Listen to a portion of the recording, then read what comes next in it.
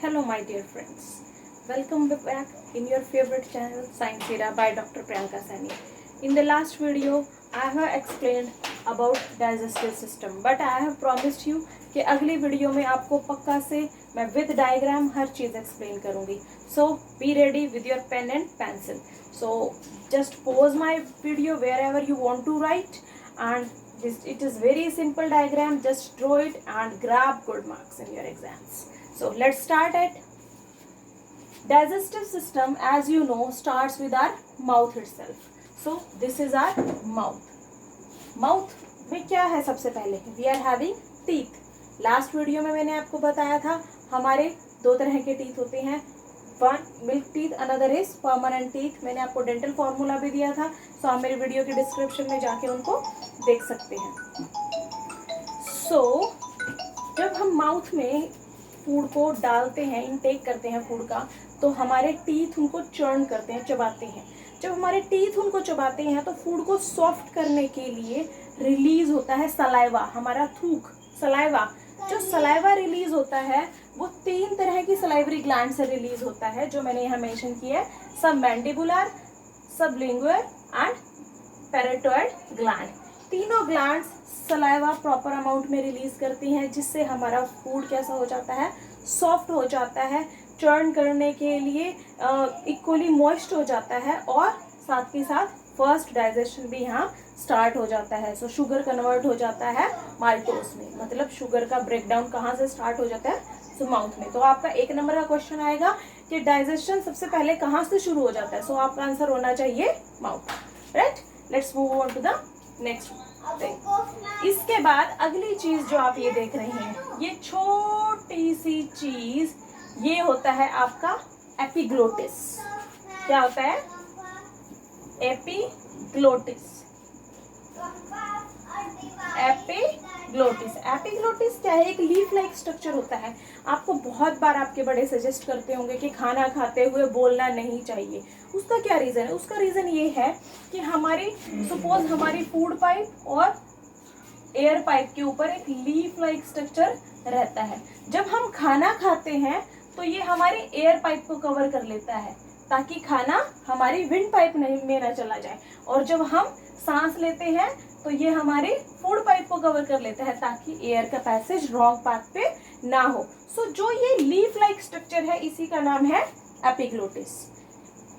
इसी को बोलेंगे epiglottis. Right, let's move to the next topic. Epiglottis के बाद जब हमारा फूड नीचे आता है तो वो सेमी लिक्विड फॉर्म में होता है, सेमी सॉलिड फॉर्म में होता है, जिसको क्या बोलेंगे हम? बोलस. उस फूड को हम बोलेंगे बोलस. और बोलस कहाँ से? फूड पाइप से. फूड पाइप का साइंटिफिक नेम है ईसोफेगस. आपकी कन्विंस के लिए यहाँ मैं इसको लिख देती हूँ, फूड पाइप. ईसोफेगस के थ्रू हमारा फूड कहाँ एंटर कर रहा है? स्टमक में. कहाँ एंटर किया? स्टमक में. स्टमक में हमारे फूड का डाइजेशन तीन प्रोसेस के थ्रू होता है. मैंने अपनी लास्ट वीडियो में भी आपको इसके रिलेटेड समझाया था कि तीन कौन कौन सी प्रोसेसेस रहती है स्टमक में. तो सबसे पहले स्टमक में प्रेजेंट होता है HCl. क्या प्रेजेंट होता है? HCl, hydrochloric acid. ये हाइड्रोक्लोरिक एसिड फूड को करता है एसिडिक.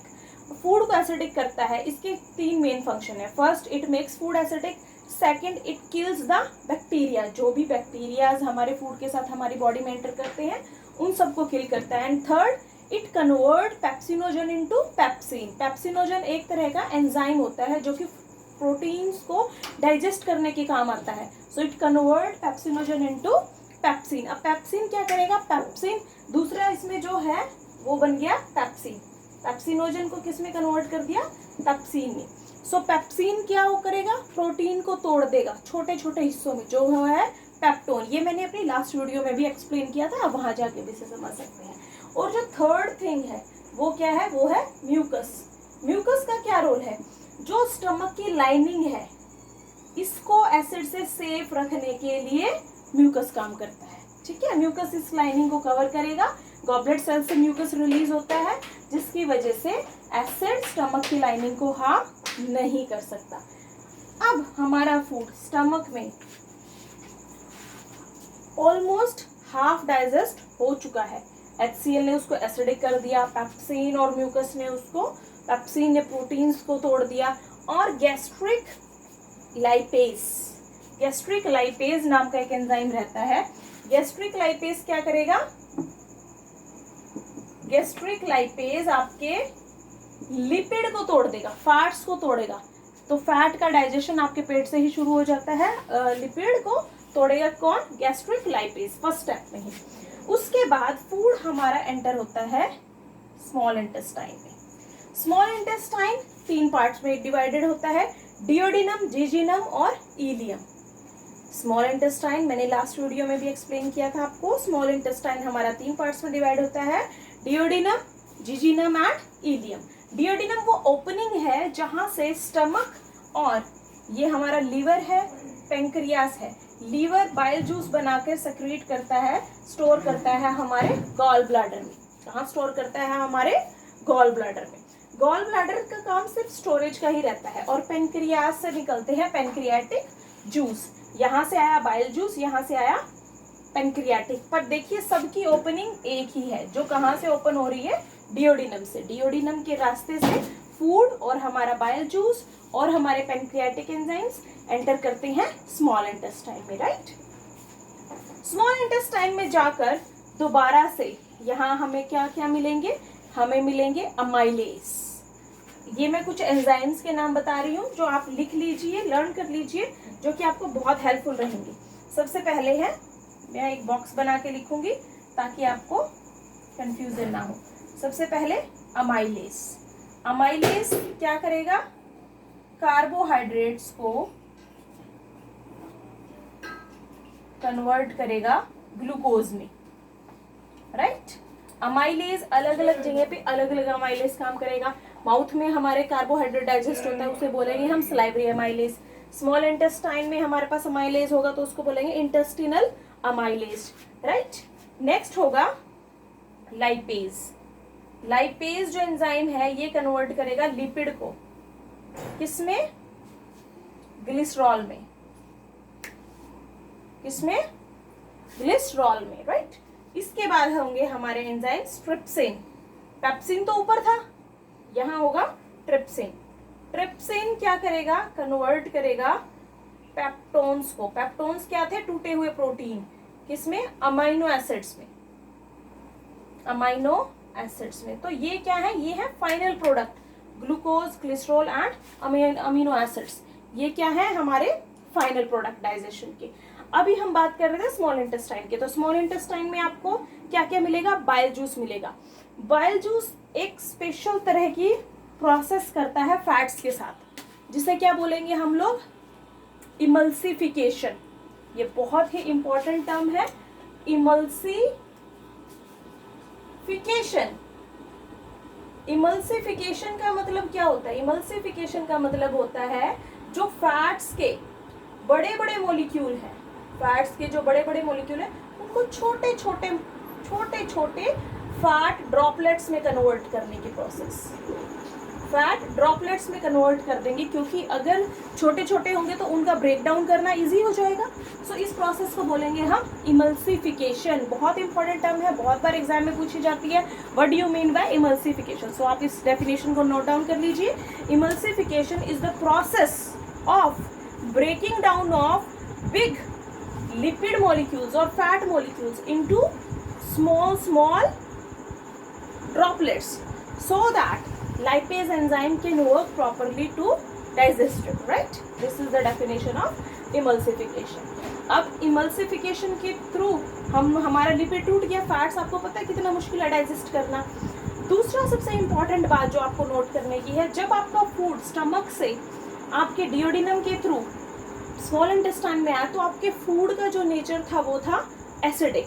अब यहाँ पे तो म्यूकस प्रेजेंट है स्टमक में, जिसकी वजह से यहाँ पे कोई अफेक्ट नहीं है।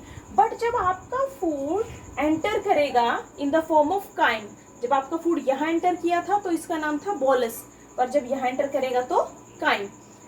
जब आपका फूड स्मॉल इंटेस्टाइन में एंटर कर जाएगा तो उस टाइम पे उसका एल्कलाइन होना बहुत ज़रूरी है, और उसको एल्कलाइन कौन करेगा? आपका बाइल जूस और पेनक्रियाटिक जूस।